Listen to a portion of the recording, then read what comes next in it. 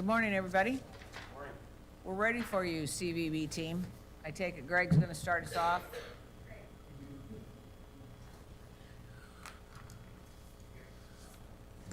Wow, you even have our logo on here.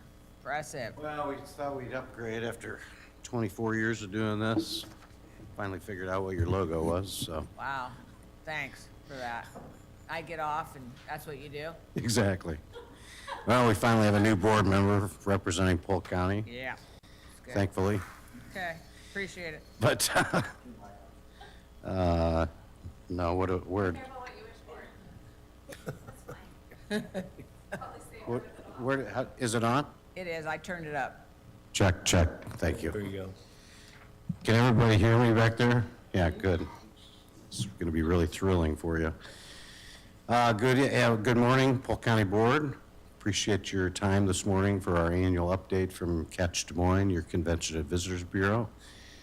And you know, I will just start off by saying thank you for everything you guys do, because I look back on my career here coming in with a very dead downtown back in the year 2000 to what has happened over these many years, and so much of that is because of you on this board and other committees and things like that with state and what have you.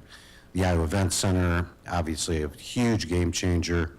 The Hilton Hotel, you were very supportive in that project all the way, and that's another big game changer, and just to name a few. So thank you for your visions and what you've done through the years. And I don't know how to advance this. There you go. So I think you're familiar with our mission, and we kind of simplified this by adding 300 more words. We still have the same mission, but you know, we still have people pop in our office and say, what's a Catch Des Moines? Or they stop you on the street, or hey, what is a Catch Des Moines? And you try to give them the simple version, but this really kind of spells it out that obviously our main focus is to increase visitors to the metro area, leisure, convention, events, et cetera. And we give examples, you know, like the Dew Tour and the NCAA basketball and Savannah Bananas and things like that. We also talk about the how do we say, the buzzy videos and commercials and the blogs that we do and all that kind of stuff. And then they kind of start picking up on, oh, okay, that's what you guys do. Okay, so that's pretty cool. Our board currently this year, showing you our executive board, our chair this year is Brian Mulcahy, who you all know is the assistant director of the Des Moines International Airport. Is our chair. Greg Hudson from West Des Moines, our vice. Chris Conley, who you know, is our treasurer secretary. Steve Peters from the Hotel Fort Des Moines is our at-large member, and Connie Bozen just joined our board as the new mayor of the city of Des Moines on our exec board, and she's been a breath of fresh air as well. And then you can see the rest of our, how our board is set up there. I think you're familiar with our funding level. Majority of our funding, about 89%, comes through hotel motel tax. People travel here, they spend money all over the place, shopping, entertainment, sports, on and on and on. Restaurants spend the night in a hotel. When they check out of a hotel, they pay an additional 7% hotel motel tax, of which we receive 2%, 2/7 of that, about 28%. The other 28% goes to Bravo, and 3% remains within the municipality. Our budget, we're proud to show you this, that Shannon does a great job with our budget, which, by the way, I probably should introduce our guest, Shannon Winters, who's our VP of Finance, Brock Conrad, our VP of Marketing, and Trina Flack, our VP of Sales, and you'll hear from some of them as well. But we went back through and used our accounting firm also to analyze really where our dollars go, and you can see that 85% of our budget does go to where it's supposed to be going, and that's in sales, marketing, sports, et cetera, and only 15% is spent on admin. I'm going to turn it over to Trina and review the sales stuff. Good morning. So this is a review of 22-23. We hosted 371 events in that fiscal year. We define events in definites and assists. So definites are things that we have a hand in securing here. We're competing against other cities. Assists are things that happen whether we're involved or not. So like the Iowa State Fair would be an assist. So they go toward that 371, but we didn't do anything to keep them here. So 250 of those occurred because of our direct selling efforts. And then we booked an additional 261 events for future. I don't know how to advance it either.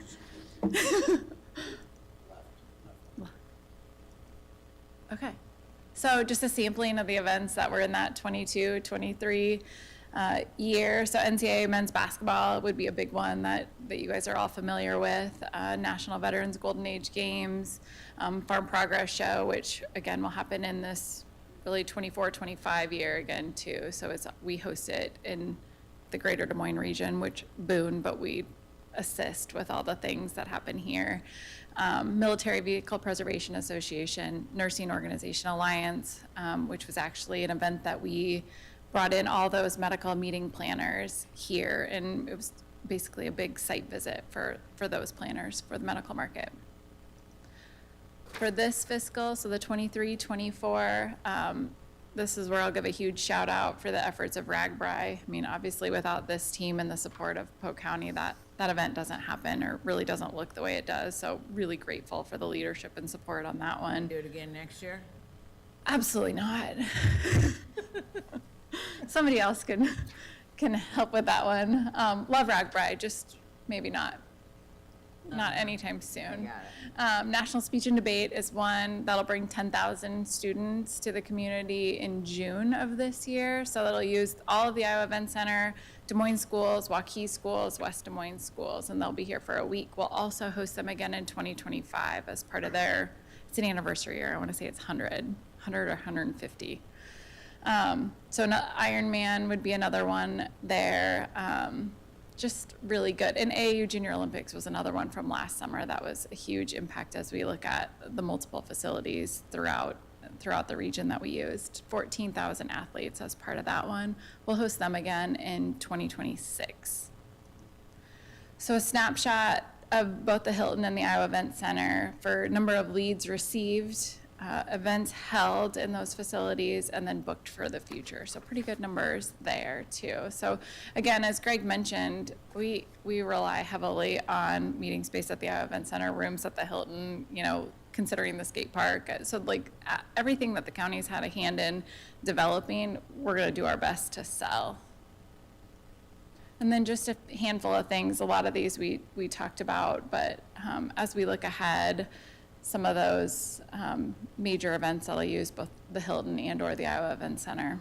So what, have you talked to folks about the new junior little ballroom we're spending dollars on at Old Hall of Pride? Yeah, so we actually did a hard hat tour with the customer advisory board, which our customer advisory board is 15-ish national meeting planners across all markets that we bring in twice a year. We'll host them again in May. And we did a hard hat tour with them. And then we're also including it in future proposals. So it's already Out there? That team, has done a really good job of saying like, oh, it's gonna be available and it can add this space, or can we shift this group to use that space, and opens up more space to host a second group in the convention center. So it's a huge impact already. I'm excited to sell it. Cool. Yeah. So I mentioned customer advisory board, but just another few things about how we sell the community. We attend 10 industry trade shows, so sports, religious, small meetings, association planners, across the board there.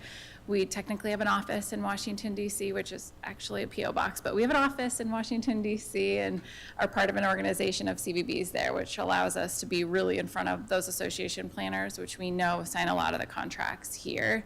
So that's important. The Chicago market's important to us as well.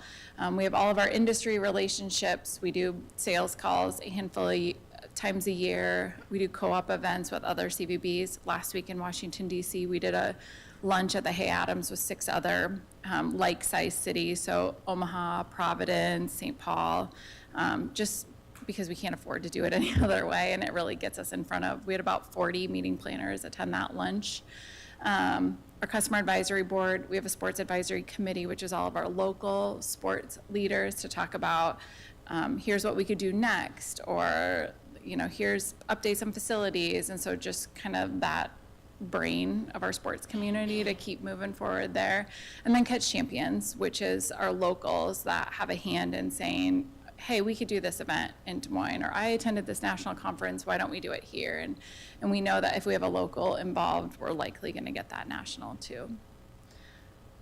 I still can't quite figure this out. Okay, just a snapshot on occupancy and average daily rate for the metro, seeing that continued slight increase in occupancy and a bigger jump in average daily rate. So holding our own. We, this is from the STAR report. We also track 6 other cities and how their occupancy and daily rate is on a week-to-week and a monthly basis. And we're right in line and above a lot of our competitors. So with that, I'll turn it to Brock. Can I stop you for Yeah, a second? And yeah. Greg, I might want to engage you in this discussion too, because this comes to what you're speaking to, marketing the area and sales. And I mentioned this to Chris Conley also, and I know that there were some initial discussions when we were looking at hiring a management company for the Iowa Event Center, that, and having recently been in both Kansas City and Omaha at their arenas, and the adjacent entertainment districts, we have nothing like that here in Des Moines, nothing even close. Personally, that'd be a real setback for me. When I can walk catty corner across the street from the CHI Center, and there's an entertainment district there with 60, 70 options for food and bars, and here I gotta walk 5 to 6 blocks to get to Court Ave, and then they've got a reputation for violence down there anyway that we did everything we could to try to change. But initially, we'd had a discussion about the possibility of an entertainment district south of the arena. I don't know if you remember, Greg, back when we had those discussions. I just think that we're never going to reach our potential with Wells Fargo Arena until that issue is addressed. I think when folks are coming in to take a look at our place and they walk around outside and they see, and no offense, but they see Buzzard Billy's and now they got a Jethro's. That isn't anywhere close, anywhere near what they have in Kansas City or Omaha, and that's what our competition is. So I don't know how we change that. I think the partnership needs to be part of the discussion. I think the city needs to be part of the discussion, but this is just, it's got to change long-term in order to be successful as we can be. We're with you all the way, and that's been part of our strategic plan for, I think, the last 2 strategic plans we've done. The good news is Knapp and Jim County purchased that land now where the old Coke offices were at Grand and Fourth. And they essentially now own all of that property all the way to the event center. I've had a brief conversation with Chris Costa and the Knapp folks about, hey, remember when, and I can't remember who on your board, did you go with us to him and Philly? Angela and I. To Philadelphia 20 years ago. Yeah, it's night and day. Yeah. And like, 'cause I don't know that we compete with Philadelphia anyway. Right. But, most of the tours that go across the country, as you know, Greg, Philadelphia is a must stop for any major tour. Yeah. And that's how probably we're getting some of the shows that we get here. But the other ones that we miss and are going to Omaha, I think clearly would be different if we had, because, let's use NCAA basketball. When you're going to play Thursday, Saturday, and you're going to have all those people in your community, and all day Friday, they got nothing to do except for just go out and do entertainment, right? And we're missing that sorely here. You bet. Yeah, even the dance groups, the youth stuff that goes Yeah. on. There's Where do they nowhere go for for them to lunch or go. wherever, It's a problem. I'll tell you what, if you guys want to take the lead on this, I had another I had another conversation with another developer yesterday about this too, of why don't we bring in a panel of these local developers, there's who they are, and let's just have that discussion maybe we start with just contacting Chris and Knapp and having a They own the conversation. property. They own all the property I anyway. think it's I important. think there's even a plan that the city drew up There was. because we were connecting across the street, so we have a plan. Just nobody implemented it. Well, they're talking about going from south all the way down to the brownstones. Right. That whole That was a area bit right much more there. they could chew. Yeah. And that would make some sense, I think, because you can't go west because you got the freeway, or I mean north because you got the freeway. So I think that makes the most sense, and luckily that hasn't been Our developed. people will connect with your people. Yeah, we just need to start the discussion. I'd like to see I it love it, I love it, happen yeah. at some point. That's, Thank you. And that actually was, one of the questions that I had, Greg, is what are you seeing our competitors doing with respect to, we've got the local sales tax, and we use that pretty effectively. Are you seeing other entities adopt other means of public financing that is making them more competitive and able to do things that we're not able to do here because of lack of, what are we missing out on? well, I'll tell you a big thing, in our world anyway, is bid incentives. So, 50, 60, 70% of the groups that utilize the event center on a convention basis, we're subsidizing. Right. We're paying their rent. We do the same with groups at the fairgrounds. And, our budget is pretty well capped.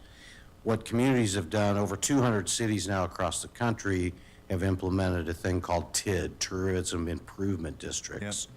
And this is a voluntary deal that hotels manage the fund. So they say, yeah, we'll charge an extra 1% or $2 a room or whatever it is. And those funds go into this new pot, which is administered by the CVB, but we have no control over it. The board of that group meets and says, we go to them and say, hey, can we bid on the NCAA whatever tournament? We need to put $100,000 up front or whatever the money is, and they approve it or deny it or whatever. And that's a big thing because we're seeing our competitive cities going from $10, $12 million budgets up to doubling their budget size. You bet. So that's a huge thing. So how much is our budget total for bid incentives right now? Our total budget is a little over 7 million. Our bid incentives this last year was 1.7 million, 1.3 million. Yeah. So we really are at a competitive disadvantage. Yes. So I watched the game in Manhattan, Kansas with Drake, and was disappointed to see an empty stadium. And I'm wondering, when those NCAA selection criteria is met, are they looking at the community support in the town and how many tickets you're going to sell? I mean, that empty stadium looked real bad for Manhattan, I think it's Kansas. more based on the team record and rankings and all that. I don't know that you're talking about the women's tournament. Yeah. Yeah. I don't think they have any basis other than team record. I mean, that's why Iowa got all of those home games. Okay. But the other thing. On the women's side, yeah. But the other thing that I noticed, and people have talked to me about, in Omaha and in Kansas, CVB, without a doubt, when we have the NCAA, we make an effort on every single team that comes. We wine them and dine them. We have bands, marching bands come and welcome at hotels. We feed them. I don't know if we feed them, but I mean, we do all kinds of wonderful things for these teams, and we allow them to come to Iowa Event Center for all their practices so they can see and get acquainted with the teams, sign autographs or whatever the hell you do on those teams that come during the first couple days to practice. Omaha didn't allow that. Brian I don't know Harden, if Kansas did or not, but I could not believe that they didn't wine and dine the teams. Right. They didn't do anything like we do. Brian Harden sent Trina and I a text when Drake arrived in Omaha and said, well, no fanfare, we just checked into the hotel, no bands, no cheering. Nothing. No fanfare at all here. Yeah. And I So said, well, that's that's a why it great should be in thing Des that you Moines every guys year, do. but, yeah.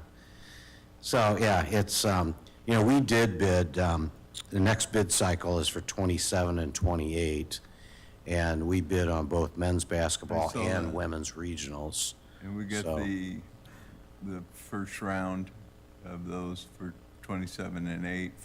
We bid on We them. bid. We won't Oh, find no. out till later this But year. we'll have to be ponying up. But, well, for basketball, Oh, yeah. it depends on the We I teams. know, will. Trina. I A know. lot of it depends on the teams that are there. I mean, in Omaha, when Iowa State played, there was an empty seat in the arena, and there were probably 35,000 outside.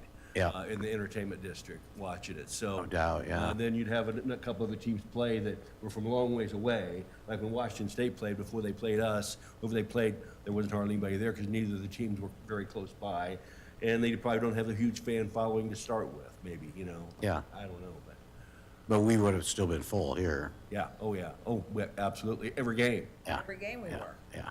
So are you going to make a run then at that effort to increase our ability to tax on hotels? We are, we didn't do anything this year with, it's got to go through state legislation. And We've we been use, talking about it for a couple of years now. we have, and David Edelman, we utilize as Yeah, as yeah. our lobbyist, but timing just was not right this year. And so it got tabled again, but yeah, we've got plans put together to go after that hard and heavy next year, yeah. Good. Thank you. Thank you. Brock Conrad. So I just have a couple slides, so this will be quick. First one here is a review of 22-23. Most of this data here is kind of the storytelling efforts that our marketing team does. So in support of Trina and her team, also we do a lot of the storytelling. So one would be earned media, that'd be PR, pitches, storytelling to local, statewide, and nationwide meeting planners, and just publications in general. We earned over 510 million impressions through those efforts, which equaled out to over 1 million advertising value equivalency. So just through those efforts of story pitching and getting people to talk about Greater Des Moines, we added some advertising budget to what we did. At the bottom there, you can see we got over 1.6 million website visitors to catchdesmoines.com. That was 28% more than we've ever had in a year previously. And that just kind of continues to go up. This year, we're trending to hit over 2 million. So we're really excited about that. Just a lot of the stories that we're telling about the community, the videos we're making, the blogs, commercials, they're doing what they're supposed to be doing. And about a year ago, we started working with Flynn Wright here locally, and I think that's been a big help for us, leveraging them. They do a really great job for us. There on the right, we get those numbers through Travel Iowa. But you can see there, Polk and Dallas County, that was for 2022, over $2.8 billion in travel expenditures, which is a pretty big portion of the statewide travel expenditure spending for the state. And then this is kind of an overview of this fiscal year, what we've been doing on the marketing side of things strategically through our advertising budget, $1.6 million advertising budget that we are focused in these different markets. State of Iowa obviously is our biggest one. It's our biggest focus, getting people from around the state to come visit the capital city region. Omaha is our biggest out-of-state market. Kansas City, Minneapolis, and then two other ones we started over the last couple of years is Milwaukee and Chicago. And that's just through some of the data we've been gathering through website visits and whatnot, and through some of our other platforms. We're seeing people visiting from those regions. And so we've put some money into those. And Chicago right now is trending to be our #2 market for people visiting our website out of state, which is really cool. There on the right-hand side, you can see a pie graph of just our advertising mix. I won't get too deep and nerdy into that, but you can see the pie graph split pretty well. Those are all different mediums that we're trying to keep in front of people. It's hard to keep people's attention through social media and all the different advertising, but we do a good job of, with Flynn Wright, tracking them, making sure that we're getting the things that they're interested in front of them, and following them. So whether that's on social media, streaming TV platforms like YouTube TV and Hulu, broadcast TV, paid search, people searching for travel, our competitors, we're getting in front of them. And then there you see the leisure interest. Just those are pretty typical things that we've tried to feature here, but we do believe that we have a great things to talk about in the arts and culture scene, especially the breweries, definitely becoming a very big brewery community. Events and festivals, people travel here for those events and festivals. And so we target those events, and we can try to see if we get people to extend their stays. And then family-friendly attractions, food, shopping, and sports. And that's it for me. I'll pass it over to Greg. So bottom line, for every dollar we take in for hotel tax, we return over $26 to the communities. And I'll just close by mentioning a couple other things, back to kind of the bid incentive thing. So next year, we will host the National Senior Games. 13,000 athletes, 50 and up, 26 different sports, spread out at 26 different venues all across really Polk and even up into Ames. Huge undertaking. When the sports team first brought these folks in, they said, "Hey, why don't you have dinner with the CEO? And by the way, the bid fee is $1 million." And I'm like, "Yeah, that's a little out of our range." Well, we did it. We negotiated a better term, but still a lot of money. And we're going to put a major chunk, we'll budget appropriately, put a major chunk in. That's another example. We'll be reaching out to corporate and community and probably Polk County to see if you can help us out with that as well. So that's just an Shaking her head example. yes. You what? Trina is shaking her head yes with her hands out. Doesn't hurt to ask, right? But that's just another example of that. Anyway, and we've got, Trina's team does a great job. We've got about 90 proposals out in customers' hands right now in future business. Site visits are rolling in. We've got a site visit today. I was telling my wife last night that I'm having dinner with the Association of Rural Libraries tonight, but it's 500 rooms on peak. It's 1,800 room nights. It's a nice little piece of business. So We should get them Find here 'em. before they close all the libraries. oh yeah, I forgot about that. We won't mention that. Yeah. There's books to ban.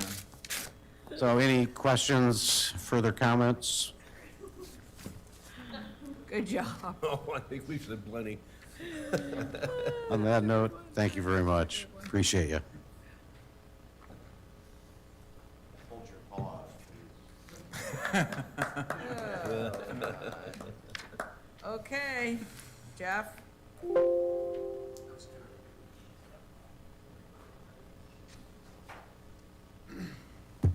Good morning, Jeff Edgar, Human Resources. While these slides getting set up, I just want to thank you for the opportunity to present an update on a couple of our programs.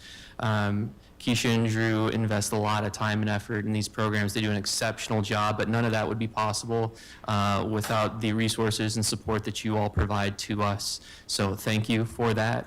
You're going to hear about a lot of great things going on, a lot of things that I think are truly a benefit to our employees, things that help them know that they belong here, that we're invested in their health, and those sorts of things. So very proud of the programs that these two have put together, and I will turn it over to them.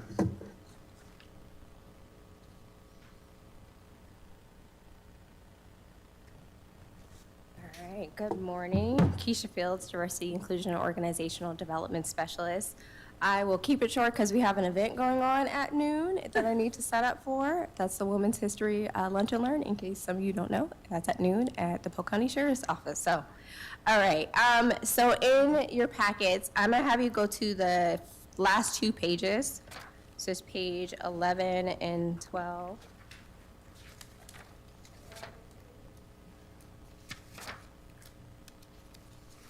Are you skipping all this? Just wanted to highlight some DEI committee facts that you may not be aware of. So the committee was started, I don't know. Okay, Drew, can you help me out?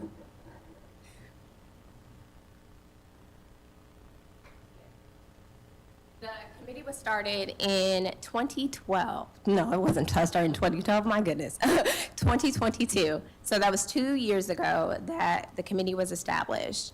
And since then, we have hosted 20 events. These are the ones that I can count for. There's probably more since then. And we have launched the Polk County Ambassador Program, which I'll talk briefly about, and started a book club, which not a lot of people know about it, but we do have small and few that participate in the book club.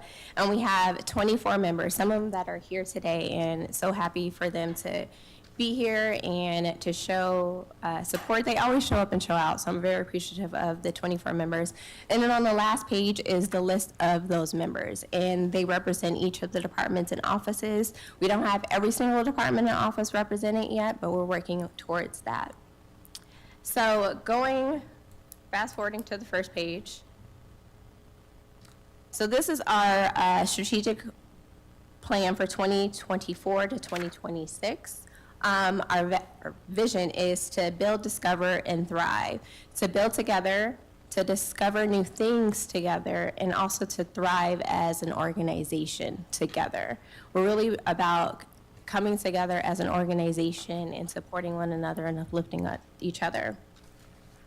So we do have a message there. You can read over that individually, but our vision is to collaboratively design, plan, lead, and implement institutional change actions in partnership with the county and external community stakeholders. We aim to promote diversity, equity, inclusion, and accessibility across all facets of Polk County. And again, building, discover, and thriving. Everything is together. So our committee, we have our membership, our roles and responsibilities, and committee objectives. And we have 5 subcommittees. So when we first started off the committee, we were like, we need to have a plan. So we started a strategic planning subcommittee. Then that led to the learning and development subcommittee, which is in charge of the events that we do and the trainings. Our community outreach and engagement focuses on the Welcoming Week event and any other community engagement, like through the sponsorships that y'all have. We show up and invite other departments and offices to come together. And one thing I love about it is that it helps us to get to know each other across departments and offices, but it also helps us to engage with the community. So one of the things that I did when we do outreach is I do trivia questions for community members, because it seems that a lot of them don't know what we do, why we are here, and I like to do it in a fun way. And what happens, we have a lot of repeat people that come to the table, right, Drew? And they're engaged and they're like, I didn't know that the county did so many things. And I want to let them know that we are here to service you. And also educate about the job opportunities, because this is another opportunity for us to be like, yeah, you want to work at the county? Because not a lot of people know about that. Then we have our Polk County Ambassador Program, which we just launched this year, and that is focusing on connecting seasoned employees with new employees. So making new employees feel like they belong right when they start at the county. I'll take myself for example. I came here from Johnson County. I was completely new to the Des Moines area, and I will be honest that I did feel alone those first couple of weeks that I was here. The first day, I appreciate my coworkers, but I sat in my office and I didn't know how to navigate the spaces here. So that led me to think, like, what other people, employees, also feel that way, and how can we change that with literally someone connecting and saying, hey, welcome to the county, what can I do for you? And showing them around. We implemented new employees having a tour of this building. Whether they're working in this building or other buildings. I add trivia questions for that as well. And it's so simple an approach, and it's so easy for a seasoned employee to connect with a new employee. We have cards for them, and we also established some gift cards, so in case they want to take a new employee to lunch. So we just launched that, and it would be helpful if you guys can also, promote that to the different departments and offices, so we can get more people to be Polk County ambassadors. Right now we have 6 people dedicated to being an ambassador, but we want more. In our strategic plan, we strive for 50 employees to be Polk County ambassadors and connect with new employees. On average, I want to say we have how many new employees do we typically have in a year? Yeah. Over 100, I know that. So us being able to connect with them is really important. Then we have our policy evaluation and analysis, just to see if our policies are inclusive, and some of the simplest things is just wording. Are we making sure that we're not saying, we're making it exclusive in regards to wording, something as simple as like every employee, instead of saying she, her, he employees, they employees, something saying that it's inclusive for everyone, they, employees, instead of like male employees, female employees, inclusive-wise is saying everyone. So then our goals, if you go to page 5, are belonging, authenticity, equity, and accessibility. Now, these are all stem from the belonging survey that we did August of 2023. So these are some things that we analyzed as a strategic planning subcommittee, and these are the most important to employees. These numbers, we established baseline data, and we established that we can do better, So with goal 1, with belonging, promote a sense of belonging and connection for every employee. And some of the things that we want to focus on is leadership buy-in and training.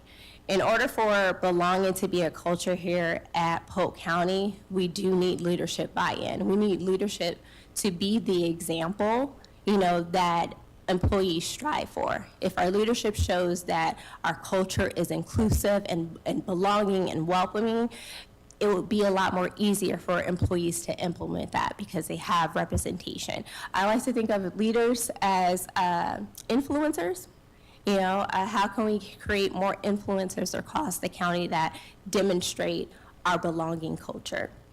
And with that, one thing that we have implemented in HR is having a one-on-one meeting with departments and offices to discuss what their belonging survey results look like. So me, Ella, and Lexi have met with CFIS, Public Works, I'm forgetting some, County Attorney's Office. We started those conversations in the past couple of months. And this is the first time that we've had was like, hey, this is where your starting line is. Where would you like to build from there? And how can we assist? How can we work collaboratively together? So that is a goal that we want to do with every department and office, is saying, this is where you're at. Where do you want to be in the next couple of years? And how can we assist with that? Did everybody turn in surveys? So employees, Departments. no. What do you mean by everyone turn in surveys? Well, you got this information from our employees. Yes. Did the departments ask their employees to turn in the surveys? The departments and offices were helpful in getting employees to participate. I also think the incentives that we had during that time was a big help as well. I think we were doing drawings for stuff, but leadership was helpful, especially when I think every day I gave a number of how many employees participated, and then also showed the competitive nature of what departments and offices. I think that also helped. We have competitive people here. So that was helpful, and we had 822 employees participate in the survey. Now, that's out of, 1,600 employees. So that's a little over half that participated. That's better than what I thought, I will say that. Of course, in 2026, when we do the survey again, I always want 100% participation. So hopefully we can get closer, towards that goal. And with the belonging goal, we also implement training for leadership. So some of the things that we already implemented in the HR was a hiring manager and supervisor training. This was a soft launch regarding that to see if there was interest, and there has been interest, so that's something. And then also other trainings that are coming in the future. We have a Building Bridges project that I've just implemented January under the DEIA committee umbrella, and it has public health and conservation participating in that. And this is focused on restorative practice. How can we be proactive and have open and honest communication in regards to maybe issues or things that we can improve in our departments and offices? So that has been going well. Public health and conservation we're doing another session regarding that. And again, that's a soft launch. It's a pilot program. So I want to see, you know, what kinks that we can fix regarding that, so then I can roll it out to the rest of the departments and offices. So I don't want to take too much time because, again, we have an event going on. So the other, authenticity, inspire and empower employees to express the authentic selves in the workplace. A lot of this is in regards to representation. So in the employee survey, the belonging survey, there's a lot of feedback in regards to more diverse leadership, you know, employees being able to feel valued with their voices being heard. And some of the things that were already underway is we have a newsletter called Word on the Curve, and highlighting the different employees that we have and the different cultures that make up Polk County. So that's one way. Then, I can't think.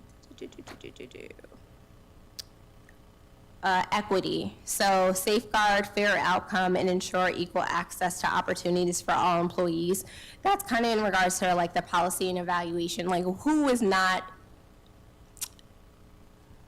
able to access the opportunities here at the county, and what barriers exist for them to access that. Sometimes it's in regards to communication, but that Polk County Ambassador Program, so for me, I think about what things I don't know here, you know, and some things that I learned because I talked to another employee. So that Polk County Ambassador Program can help in removing those barriers, because you have a seasoned employee who's like, yeah, I know the ropes, you know, I know a little bit of this. I've been here a while. Here's some things that are accessible to you. Here's something. I'll say, for example, the flexible savings account, I knew nothing about, and I also felt somewhat embarrassed to ask someone about that. And I talked to my supervisor, Blair, who looks like me, so I felt a little bit more comfortable talking to her about, Blair, what is that? And she was able to communicate with me about what that is. And I was like, oh, I could benefit from that. And I'm the type of person that if I know something good, I'm telling everybody. I was like, do you know about this? So, you know, our ambassadors can help in that. It was like, do you know about the benefits that are available to you? You know, instead of feeling awkward about asking someone about that. And then the last one is accessibility. So prioritize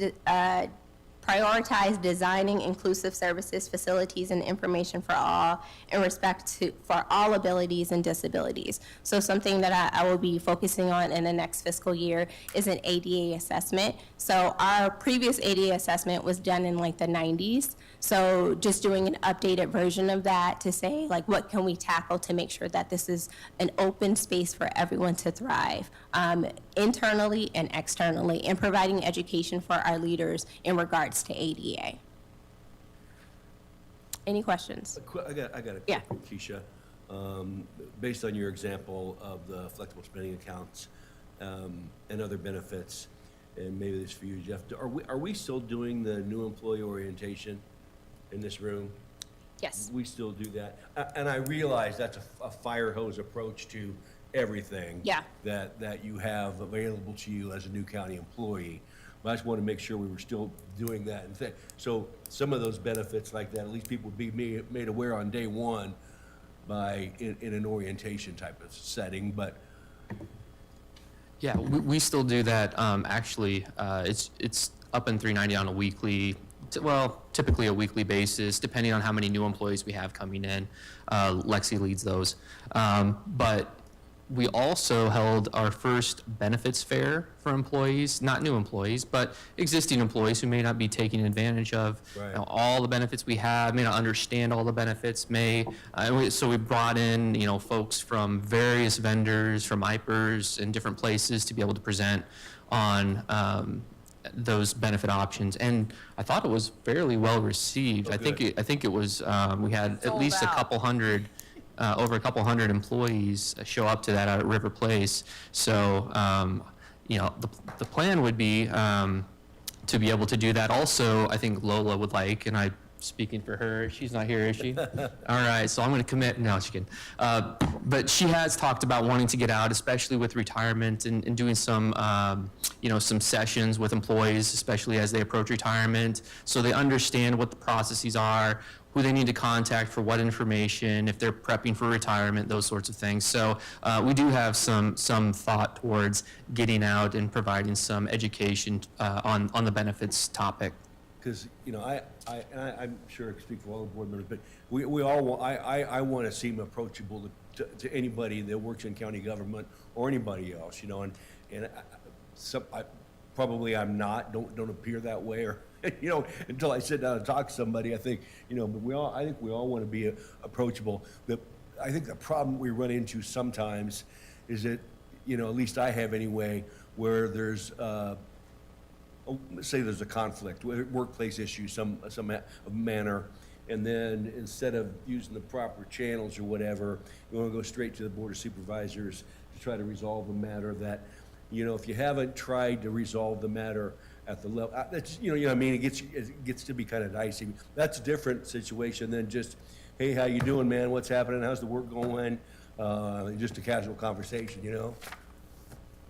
Yeah, but that's thinking about like how we diversify communication here. So the benefits fair was great for people who were able to attend, but for those who weren't, again, having that person that you can go to where you feel comfortable, to talk about such things, and also setting them up for success. So with the ambassadors, we want to make sure that they have all the information that they can to be successful.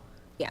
So I want to leave you with a couple of comments that we had from the belonging survey. So these were some comments in regards to success. I'm going to be biased, and I'm going to talk about a comment in regards to, people appreciating the DEIA committee and that they exist. But then also, that they're saying, that we attempt to hire diverse employees. Our engagement with the public and, being able to provide feedback like during the belonging survey. But here's some stuff that there were some opportunities for growth. A lot of employees were saying, leadership having more training, and also leadership being open to hearing from the employees. So I seen a lot of that where employees didn't feel like they were seen or heard or felt as important. One of the comments recently was in regards to our Polk County Ambassador Program Lunch and Learn. And I expressed this to some of you before, but they want to see leadership in those spaces. They want to see leadership more where they engage with the employees. So I will leave that with y'all, and how y'all want to digest that. But in the stuff that you have been showing up to, employees really appreciate that. So. That is all. Keshia, I just wanted to say, and one thing, is there, if you, and I think we've discussed this, if you see things where we need to be plugged in, let us know. And the other thing is just overall, I would just say the impression that I'm getting from employees that I talk to is that the work you do is important, it's being well received, and it's also reflected upon all the employees that work as part of the DEI committee, the 24 employees. So they're getting the word out, and I think that's a really great strategy. So keep Yeah. up the great work, and thank you for what you do. Yeah, I'm really proud of our committee, and again, we started 2 years ago, and I'm still impressed with all that we've accomplished in those 2 years. And we have some amazing employees, and I just want the employees to know that they're appreciated and that their gifts and talents, help us to make Polk County what it is, so. Thanks, Keshia. Thanks. See you soon. Yeah.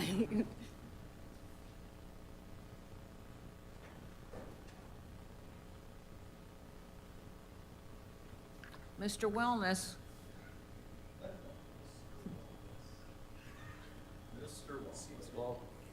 Thank you, supervisors, for giving me a chance to speak and give you an update on the wellness program. Thanks, Jeff, for the introduction. Polk County Wellness Program, when I started here in 2018, we mainly just had Wellmark running the entire wellness program. It wasn't diverse, it wasn't equitable for everybody. Everybody had one path. It was nutrition, fitness, get your points, get your incentives.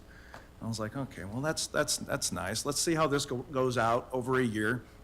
There was a lot of participation in the biometric screenings that we rolled out through Mercy One my first year, and there's a few participants in the weight loss challenges that I was rolling out this year. But it was just one path only. So after 2019 and watching the feedback from our employees on this, they wanted more. Then the pandemic hit, and that really dove into the well-being program. So mainly my presentation today is for from 2021 to present day. That is where all the real data has come, and you'll see all these numbers that I'm going to go through real quick. But really, the purpose of the wellness program is the power of 8.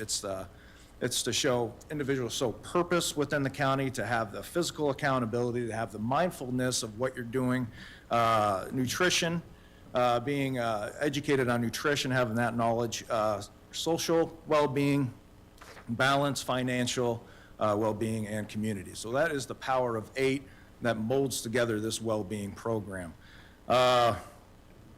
We do consist of 7 well-being committee members, some wellness committee members, and they're spaced out. Sheriff's Office, Public Works, Justice Center, all over the place. So I get their feedback from all those different populations and different work entities on what really works for them as far as a well-being program. So I coordinated with Navigate Wellbeing Solutions, told them our goal and what the employees at all these different locations would like, and we formulated this new wellness program that you can accrue 500 points based on whatever your well-being journey is to get an incentive to keep on for this fiscal year well-being program. And I've received great feedback. We have one lady at the equestrian center that plays flute for the horses, and that's how she gets her well-being points. You know, it's a nice little mindfulness, it's a nice little meditative state for her. The horses like it. The other employees, they don't like it because apparently she's not the best flute player, but the horses love it. It makes her mind at ease. It's a very meditative state for her. So that's how she earns her points. There's other employees at the Sheriff's Office that earn their points off of CrossFit competitions and Tough Mudder competitions. So they earn their points on that. So we open this up to whatever their well-being journey would eventually be. So that's why I love Navigate and how they can open that up and their ideas of positivity that they can bring to those wellness committee to the wellness members. So that being said, I'm going to highlight a couple programs that we do at the county. We do a lot of weight loss challenges, and I'll explain why. So this is based on metabolic syndrome. I don't know if you guys are familiar with metabolic syndrome, but it's a group of risk factors that exists in one person. Some underlying causes of this syndrome that give rise to the metabolic factors include being overweight, having insulin resistance, being physically inactive, and genetic factors. So there are 5 risk factors that correlate to this metabolic syndrome, and those risk factors are on the left-hand side there in that table. High blood pressure, high waist circumference, a high fasting triglycerides, a high fasting glucose reading, and a low healthy cholesterol, hypolipoprotein cholesterol number.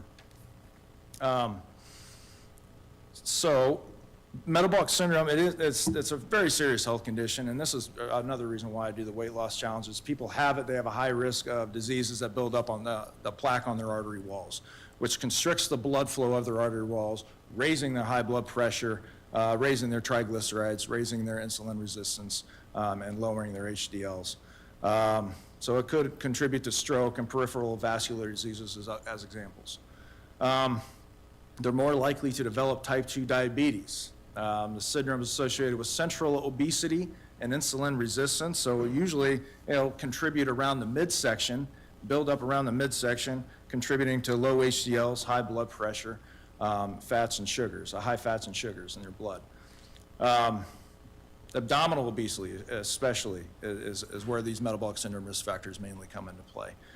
So that being said, when we're looking at metabolic syndrome, this is why I want all these weight loss challenges in there. I'm like, okay, let's start losing weight as a county. Maybe we can reduce some of these metabolic syndrome risk factors that are prevalent in our county employees. Since 2018, I instituted 10 weight loss challenges, 6 maintain, don't gain challenges, which maintain, don't gain is an individual challenge designed to encourage and be mindful about their quantity of food consumption over the Thanksgiving, Christmas, and New Year's Day holidays, and New Year's holidays. So it's an 8-week challenge. Way in is in mid-November, way out is in mid-January for the maintain, don't gain. I also instituted 4 biggest loser challenges. So this is more of a team-based challenge geared towards encouragement and motivation of team to reduce weight loss by a percentage of the team. So since 2018, total weight loss and maintain, we've lost almost 2,300 pounds just through those challenges alone. And biggest loser weight loss challenge since 2018, we lost a little over 4,000 pounds. So totaling about 6,300 pounds since 2018 we've lost as a county. And that will contribute to what I'm about ready to go into next, the biometric screening numbers. So the biometric screenings, Mercy One, we brought Mercy One in here to do on-site screenings to get your waist circumference, check your blood pressure, get your body composition, and also draw the blood, which is 38 components of your blood, ranging from lipid panel, electrolytes, you have kidney functions, liver functions, and I always like to throw in a little added test in there every once in a while, like vitamin D. Usually at your doctor's office, if you want your vitamin D checked, there has to be something chronically wrong with you, so I threw that in there. A1C, check your glucose reading over the past 3 months. Magnesium, a mineral that's very important to the function of your heart, and other added tests that I've thrown in there. So those are added tests that really spark oh my gosh, maybe I should take care of my well-being, and maybe I should hit this ball while I'm still ahead. So in 2021, at these screenings, we had 378 total employees screened. The metabolic risk factor categories, we categorized it as low risk, moderate risk, and high risk. The total, I'm looking at the percentage in each category. For low risk in 2021, we had about 41.5% that had low risk out of those 378 total employees screened. Moderate risk, 33.6, high risk, almost 25%. So I was looking at the high risk. I'm like, how can we get those high risks down to moderate risk down to low risk?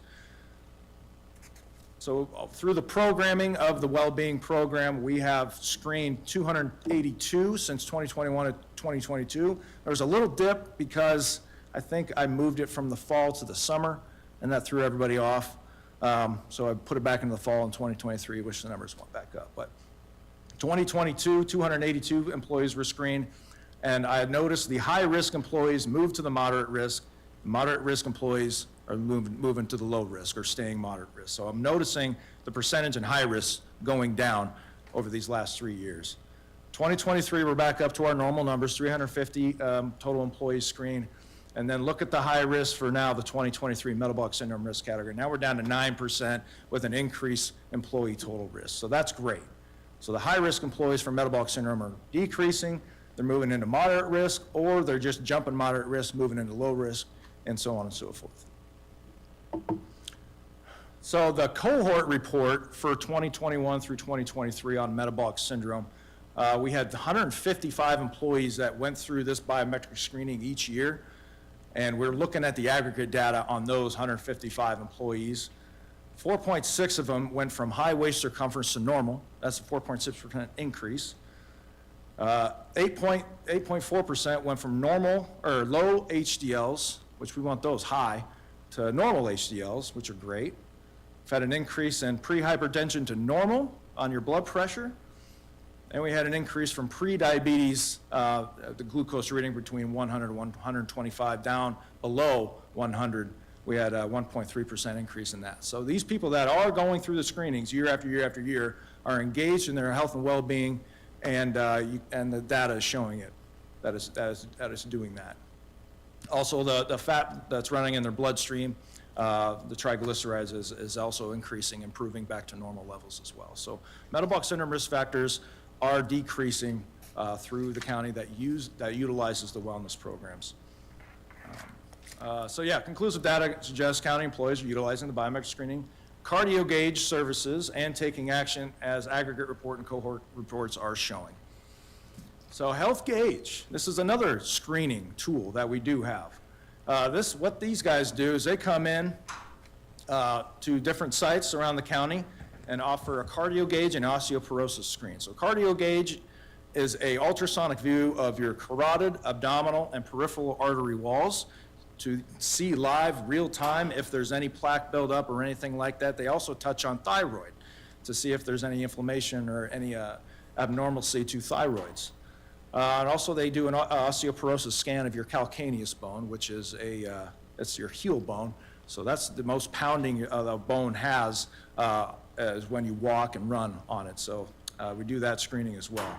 So in 2022, we instituted the pilot program. 42 employees were screened. And within those aggregate results, 2 abnormal thyroids were found and 2 irregular heartbeats were found, which is great out of 42. So I'm like, okay, well, let's open this up to everybody that went through the biometric screening. Let's see those biometric screening individuals.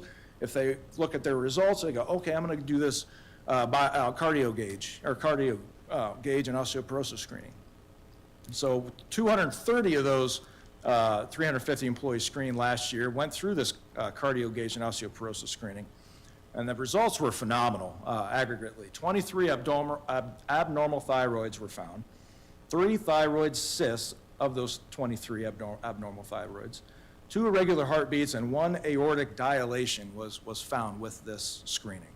And that's huge. That's such a tool to use for that individual to see that and go, oh my gosh, I got to take action. So these individuals were recommended to go to their PCP almost immediately, and these individuals are now going through the preventative stages and the recovery stages to fix this issue that they have inside of them, that they didn't know what was going on. They did not have any clue what was going on until these screenings. So that is really, really impressive. So we'll continue this year after year, and hopefully we get new employees on it. And hopefully the word goes around so we can screen more and more people. And you did that screening in-house? Yes, yep, they come on site. Okay. Yep, absolutely. And how long does a typical screening take for that? For the health gauge, it takes about 20 to 30 minutes. Okay. So it's really quick. Okay. Yeah. Yeah. So also within the wellness program, when I came over from my previous employer, Unity Point, I was a basic life instructor for CPR through American Heart Association. And I was in charge of going out to different corporations and instructing CPR to those employees. And we charge an arm and a leg for CPR, first aid, and AED use. So I brought that skill here with us and try to train people internally, trying to save money by getting this life-saving training so they can save the layperson, so they can save other employees, whatnot. So we didn't have to spend a lot of money on third-party administrators coming in and doing this. So within the first, so since I started, 849 employees have been certified in CPR, first aid, and the AED use of our current AED that we do use at the county.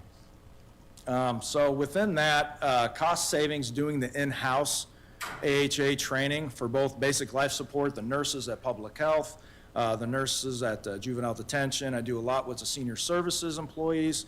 I train every staff up at the conservation level, a few in the Justice Center, and a few around here starting to get noticed like, hey, we do this in-house training, let's get going. So what I'm saving the county is it only costs us, $20 a card. What I'm saving the county versus a third party coming in, I'm saving them almost $64,000 since 2018. So just 849 employees have been trained, but I'm saving almost $64,000 for that training use. So I'm really happy about that. And, with that money, I'm allocating it back into other programs like juvenile detention now has a fitness center out there. Public health department now has an in-house fitness center. The River Place and admin facilities we've upgraded with this money that we've saved just on CPR alone. So I'm really, really excited about that. And last but not least, we are kicking off an early intervention program. So what this is, we have athletic Athletico Physical Therapy is providing on-site and near-site physical therapists to treat our employees for any kind of nagging injuries, for musculoskeletal injuries, or any kind of work-related injuries if they want to. So it's designed to prevent future injuries, like to say if you played slow pitch softball over the weekend, come back in Monday morning, you know what, I kind of threw my shoulder out throwing a guy out at home. Do you mind if you do some work on this? And then they can see that, they're, oh, okay, this was an off-site injury. Okay, yeah, I'll work on that, absolutely. And then this person came in, we work on it. Okay, perfect, he's good to go. And then they can work on it day after day after day. So it's scheduled Monday through Thursday, and the on-site clinics are going to be at the jail, it's going to be at the jail, at Polk County Sheriff's Office headquarters, and criminal courts. Near-site treatment, so these are the clinics around the county, so any employee can go to this. They can just make an appointment, go to it based on whatever their supervisor would like them to do. At that time, we're doing workflow. But Athletico Physical Therapy at Ingersoll location, Urbandale, South, East, and West Des Moines locations. So we hit a nice bubble around Des Moines for our employees to go and see a free physical therapist and get treatment on whatever nagging injuries they might have. So the early intervention program will roll out in 2 phases. Right now, phase 1 is education and communication. So beginning now, right now, Athletico is going to roll calls at the sheriff's office, at criminal courts, headquarters, and the jail, and they're being educated at roll call times on what this program is about and what they can expect. So every employee at the sheriff's office is getting this one-on-one real-time presentation by Athletico, which I love. So they will, after these presentations go out, email communication and informational posters will be posted around. And also with the near-site communications, that will kick off next week to countywide, so we can administer near-site treatment to those employees. Let's say at the treasurer's office, if they're leaning over too much, they can get treatment on their neck or their lower back, wherever they need. So that communication on those near-site locations will be going out soon. So physical therapists on site, this is phase 2, and this is beginning this week. The kickoff for that is April 1st. So they will be on site beginning Monday, April 1st, which is great. So they're already accepting appointments from employees up at the sheriff's office, and we hope employees utilize this great tool of having an on-site physical therapist and working out any nagging injuries that could potentially be a lot more worse down the road, and a big cost for us. So. And with that, I conclude the wellness portion. Do you guys have any questions? Great. Wonderful presentation, thank you. Great, all right. Any closing thoughts? You got some great people. I do, and I'm very proud of them. As I mentioned at the outset, I told you they'd tell you about some great things, and I think they did. And they have a passion for this stuff,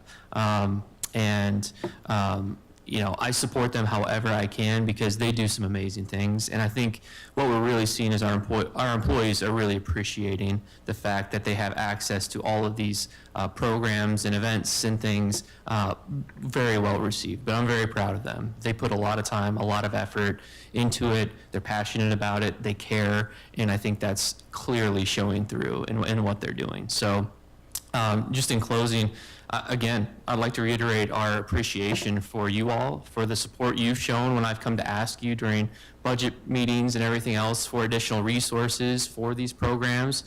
You said yes. You said it was important, and you supported the commitment, and this is the result. This is what we're seeing because of those resources you provided and the passion of these folks who are administering these programs. So thank you. And again, if you ever want information, updates, you want to be involved with anything we're doing, we'll communicate with you all as well. As we're seeing things we'd like to involve you in, but feel free to reach out. We're always happy to loop you in. So thank you so I'm much. extremely impressed, Jeff, with the professionalism of you and all your staff.